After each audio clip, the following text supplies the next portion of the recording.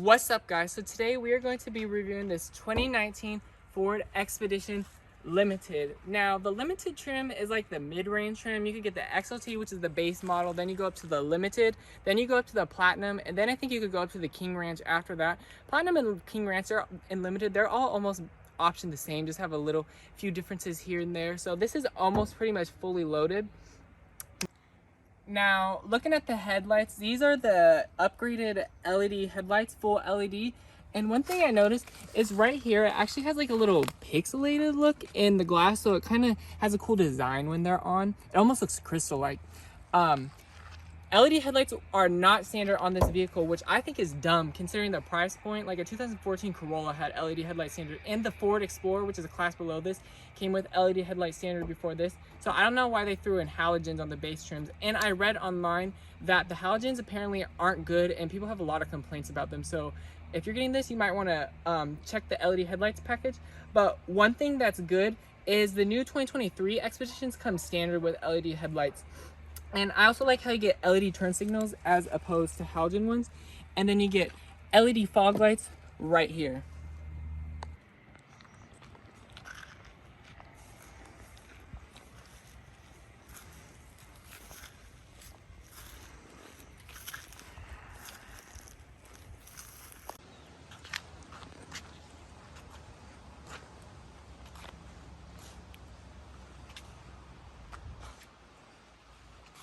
Yeah, that is a good angle.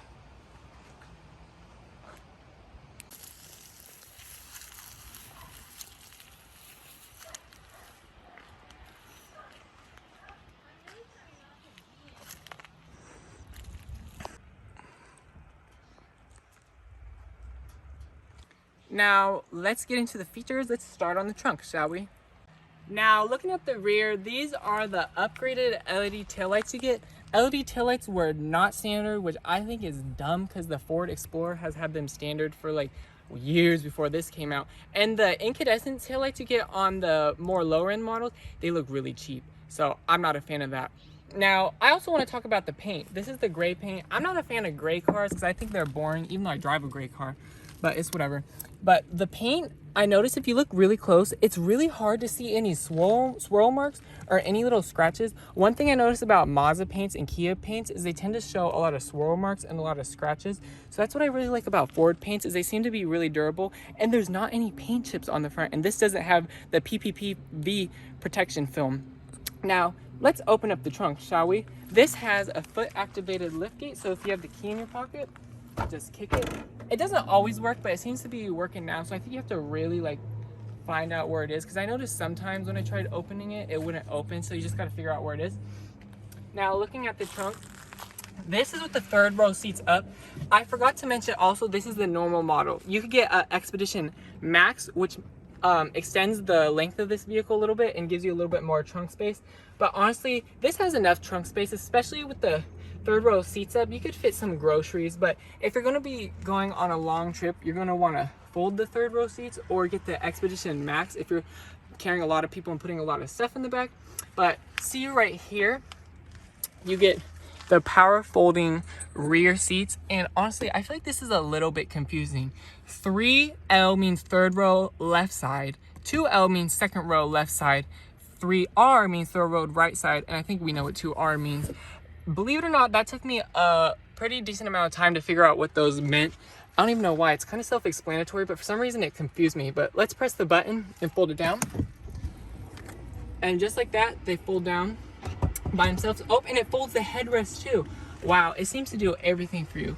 Looks like it can't fold down because that front seat is up too high, but maybe if we fold down the second row like this, and then fold it down again, it might work. I think that is so cool. New cars just be folding the seats by themselves. You just press a button. That's a really nifty feature in my opinion. Now, look at this. If you lift this up, there's a little cargo area that you can lift up. Well, let's see what's inside. So, looks like you got a little bit of storage. Let's say you have some broccoli and the cops pull you over. You know where to hide it. This, I'm not going to mess with that. Now, let's move on to the inside and show you guys the key in the inside. here is the Ford's key. You get remote start on it. To do the remote start, you just press lock twice, and then you just press the remote start button twice, and then it starts right up. Ooh, here's one thing.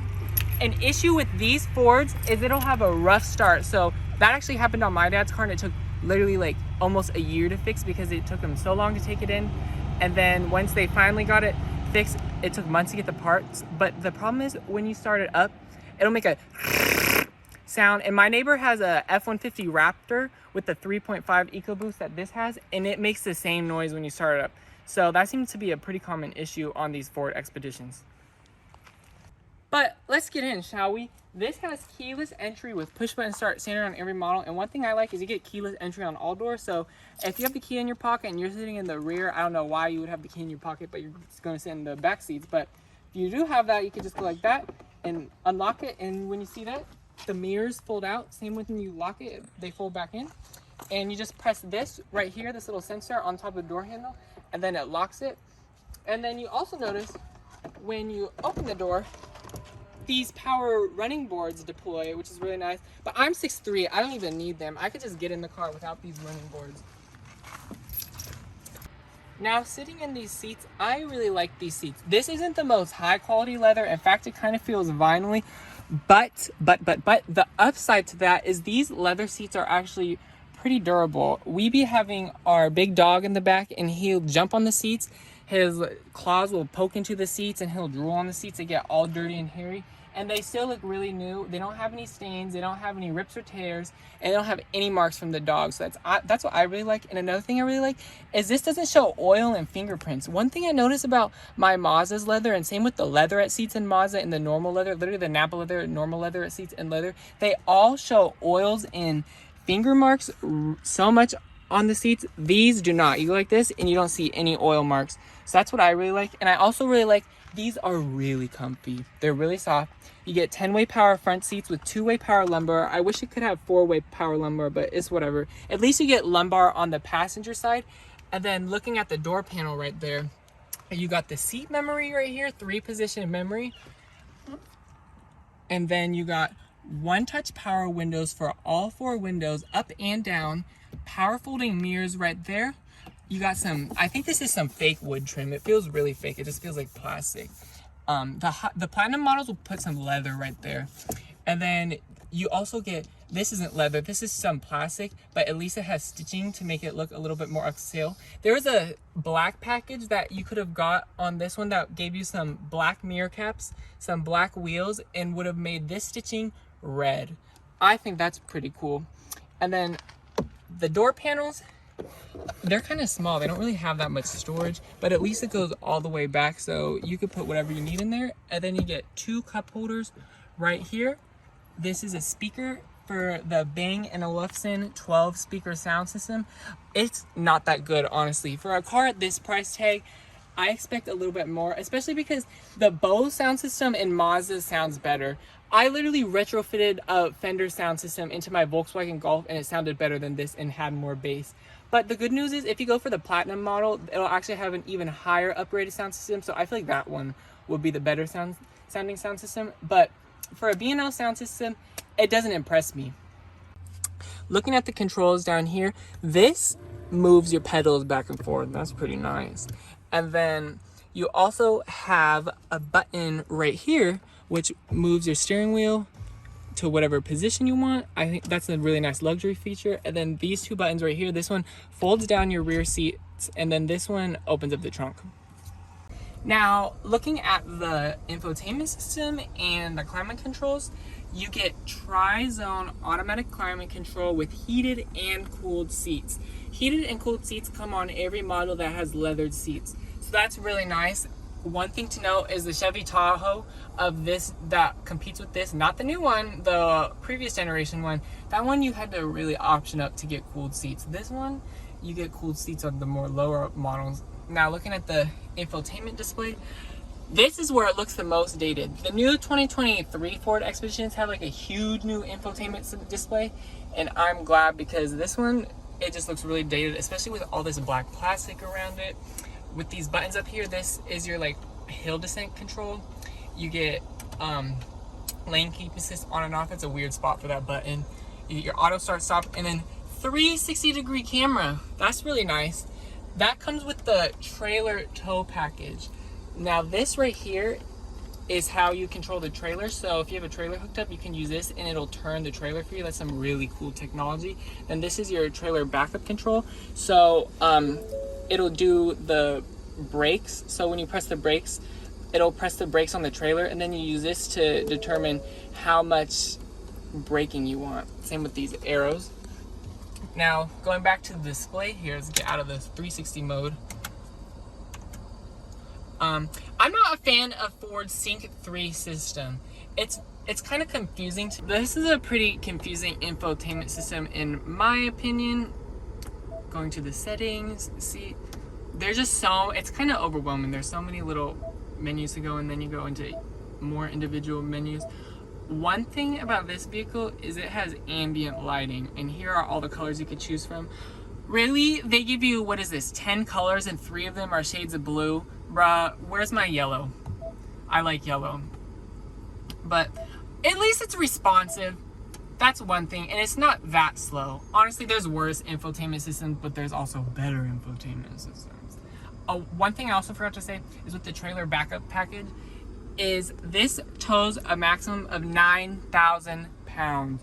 That, for those of you who don't know, that's the most amount of payload capacity any SUV can tow. So this tows the most out of any SUV, which I think is really cool. Now looking at the center console, you get more of that fake wood. Tap this, and then some cup holders pop out, and then you tap this. Oh, I thought it would slide back automatically. It slides forward automatically. See, just press it and it slides forward, but it doesn't slide back automatically. But in here you get 2 USB ports, you get a wireless charger, and then there's like another spot for another phone if you're like a family with a million mobile phones. And then right here, this is lined in some nice leather. You get some storage, even more storage right here. There's tons of storage in this vehicle, that's one good thing. And then right here, this is how you change gears. I bet you nobody's ever used this button. They should have just gave you some paddle shifters, although this isn't a sports car, so we don't need paddle shifters. But you get the rotary transmission, so you go like this to change gears. And here's a really cool feature, is see how it's in drive right now? I don't even gotta put it in park. I just press the power button and it puts it in park by itself. That's one cool feature. Now let's start the vehicle back up because it's hot and we wanna show off more features. This is a 4-wheel drive model, so you get all the 4-wheel drive buttons right here. And then you also get a drive mode selector, and I think you have like 7 drive modes. Looking in the gauge cluster right here, it's in normal mode. Then you could twist it over. One thing, when you twist it over to the right, it goes over to the left to eco mode. So if you wanna go to the left, you have to twist it to the right. That's kind of confusing. You also get sport mode, tow haul mode, mud, ruts mode, sand, grass, gravel, and snow, and eco mode. I usually leave it in normal mode. My dad actually said, since this is his car, he said the eco mode actually doesn't help, it actually makes it worse. I don't know. You also get right here, this, you press this is the parking system. It parks the vehicle for you in a parallel parking spot, so that's really nice. Especially a vehicle this big, you're gonna have a tough time parking this thing. So if you're parallel parking, just press this button, and then this just turns off the parking sensors. Now looking at the center console, you get a huge center console. Like literally, you'll never be fighting over armrest space. And let's open it up and get this thing, so you can put a bunch of crap in this. And you could slide this around to pick wherever you want it to be. And this is really deep. Like I can't even find, here's the bottom of this. You could put an infant in here. And then you also get one of those little circle power outlets. So if you have a dash cam, sorry, it's really dirty. I should have cleaned this interior, but. Is this a taser? No. I was like, why does my dad have a taser? I'm like, let's close it. Looking at the steering wheel, one thing that's interesting is, I don't know if you guys can see in the light, this isn't like a matte black plastic. I mean, it kind of is, but it actually in the light, it has a little bit of sparkles to it. Looking at the steering wheel, one thing that's interesting is, I don't know if you guys can see in the light, this isn't like a matte black plastic. I mean, it kind of is, but it actually in the light, it has a little bit of sparkles to it. Now, looking at the steering wheel, one interesting feature is this, it looks like a matte black plastic, but if you see in the sun, it actually has like a little sparkly effect to it. And you get that same sparkly effect right here, and it almost has like a little brown hint to it. Kind of cool. Now, you do get adaptive cruise control on this model. You had to get it as a package on the XLT model, but that's really cool because the Chevy Tahoe this generation, you literally had to go for the highest trim and you had to get a package just to get adaptive cruise control. At this price point, they need to have it standard, especially since Toyotas be having it standard, but Ford pretty much gives it to you standard. Most models include the adaptive cruise control. And then most models also include the blind spot monitoring with rear cross traffic alert, with the forward collision warning, lane departure warning, lane keeping assist, you know, all the driver's assistant. No heads-up display though. If you want a heads-up display, you have to go to the Platinum model. It does give you this thing, it flashes red if you're gonna get in a collision. That's kind of like a heads-up display, not really. Now, let's go through the gauge cluster. This is just like the infotainment system. It's really confusing. There is literally so many like menus to go through and different settings to configure. It's pretty confusing, and even after driving this car a bunch of times and being used to how this car drives, it still confuses me, and I still don't even know all the stuff you could go through. But I think that's kind of cool. It may be a little bit confusing, but I'd rather have a really confusing gauge cluster that has a lot of different information that you could look at versus one that has like nothing. Let's move on to the glove box to show you guys how much storage that has. Opening up, no metal glove box handle. I'm not really expecting that, but Mazda 3 gives you a metal glove box handle. This honestly, it's kind of a small glove box. You get a little upper storage right here, but you have plenty of other spaces to store stuff. And this little secret feature, which is kind of funny. I don't know if you have a Ford F-150 or Expedition, you might not know this, but this opens up, and this is another area of storage. My dad had this for like a year and a half before. I just opened it one day and he's like, I didn't even know that opens. So if you're watching this video, you might not know, but that opens up. And then this, another little power outlet socket, electrocute myself. Panoramic sunroof comes on most models. I really like that. You can see it goes all the way to the back and lets in tons of light. One thing is the Chevy Tahoe, which this competes with, didn't get a panoramic sunroof until the newest generation, which came out in like 2021, 2022. So that's really nice that Ford was one of the first vehicles in this class to give you a panoramic sunroof. Moving on to the rear, I'm sitting behind myself. I have plenty of room. Anybody will have plenty of room in this car. It doesn't matter how tall you are. I'm 6'3", I have plenty of room. Plenty of leg room also, and if I need even any more room, you can slide the seats forward and back. This is the captain's chairs model. You could get a bench seat model. I like the captain chairs more, but if you want to carry a bunch of people, get the bench seat model because it gives you 8 seating, and you can also recline it. This is how far the seats go. You see right here, you get a little button, you press that, and then the seat folds, but it's not folding because I'm sitting in it, so it's good that it knows that somebody's in the seat. Now, you don't get cooled rear seats, which I think they really need to add considering a Kia Telluride and a Hyundai Palisade have that. And those are both vehicles that are lower priced than this. But you get a little bit of storage in here, more storage. And then here's another little 12-volt power outlet that I doubt anybody will ever use. Looking at the door panels, just like the front, you get the same plastic right here that's soft with the stitching that would have been red if you got the black package. And then here are the door handles so you get out this way. The LED interior lighting, the ambient lighting, it shows in here and then it shows down here. It's not like a Mercedes where you get like some lines that look really cool, unfortunately, but you do get a little cup holder right here, which I really like this spot for a cup holder. Popping the hood, we got the 3.5 liter twin turbo EcoBoost engine. This is standard on every model. No V8 engine is available. This is the you have 2 power outputs that you can get. All the models except the Platinum and I think the King Ranch model will include 375 horsepower and 410 pound-feet of torque. For the Ford and GM co-developed 10-speed transmission that's also in the Tahoe, and the 10-speed's also in the Camaro and the Mustang. So this is actually a pretty good transmission. Now, if you go for the King Ranch in the Platinum models, you'll actually get 400 horsepower and 450 pound-foot of torque compared to 375 and 410.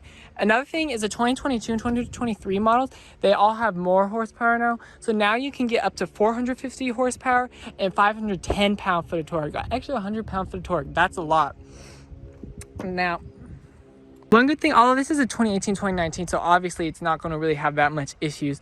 But these, reading online, these seem to not really have much issues aside from what I was talking about, the when you start it. And then the other thing is this kind of has a little bit of transmission issues, but it's more just like rough shifting and then a delay to shift.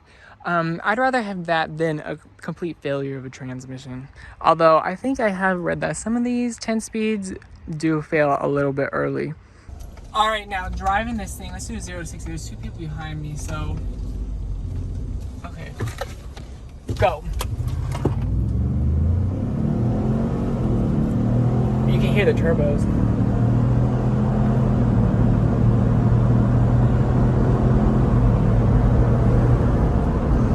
Damn. Now, 375 horsepower and what was it, 410 pound-foot of torque, 400 pound-foot of torque, whatever, not that much difference in a vehicle this way and this side. This feels really quick. Now, I say feel, not is. The torque makes this vehicle feel a lot faster than it is. This has like a 7 seconds 0 to 60 time. Vehicle this size, that's respectable. This will keep up easily with traffic. You don't gotta be flooring it. This effortless. This.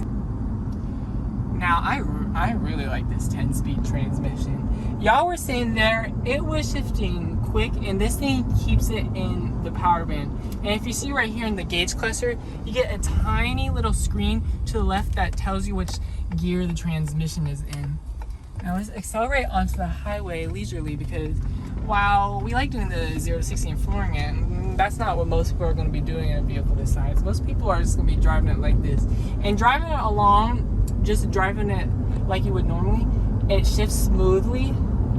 The engine's quiet, doesn't have that much road noise. One thing I do notice is you do hear a little bit of squeaks and rattles, and that was an issue that I read online with this vehicle, is there's a little bit of squeaks and rattles. Like you can hear some rattling coming from up here somewhere, or maybe there might be something in the sunglasses. Oh look, you get a little mirror to look at the people in the back seat. I thought that was a sunglasses holder. Oh look, no sunglasses in there. It's not like sunglasses are rattling in there. Mercedes or BMW wouldn't rattle like this. Now getting onto the highway, let's say we had to get up to highway speeds. This is like half throttle. It revs a little bit past 3, so you might be wasting a little bit of gas. 17 in the city, 24 on the highway. Honestly, this gets more like 20, 19. This is not good on gas. This honestly eats gas like a V8. You know, some of the V8 competition, they have a little bit worse fuel economy, but in the real world, this kind of gets like the same. Now, another issue with this vehicle, which I will show when we get up there, when we get onto the curves, is this vehicle is very cumbersome and doesn't handle well. Obviously, a vehicle this size, you don't expect a vehicle this size to handle well, but if you want a vehicle that this size and handles well, you'll go for a Mercedes GLS or a BMW X7. All right, now let's floor it. We're not in sport mode, so it's going to send all the power to the rear.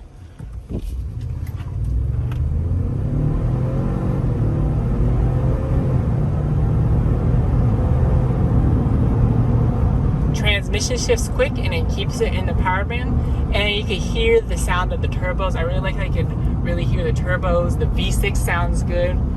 This is a really capable vehicle. You can take this off-road a little bit. It's not like a Jeep or anything. And you can tow up to 9,000 pounds. It's a lot. Taking it around the turn, you do feel this weight. The vehicle doesn't want to be taken around the turn fast, obviously. That's one of the issues with this car. I wish they could, maybe for the next generation, maybe they could make the handling a little bit better. What's the MSRP of this? This costed around $77,000 brand new. That's a pretty penny. You could get a Mercedes, a BMW, an Audi Q7 for that price. Chevy Tahoes. So many vehicles compete with this.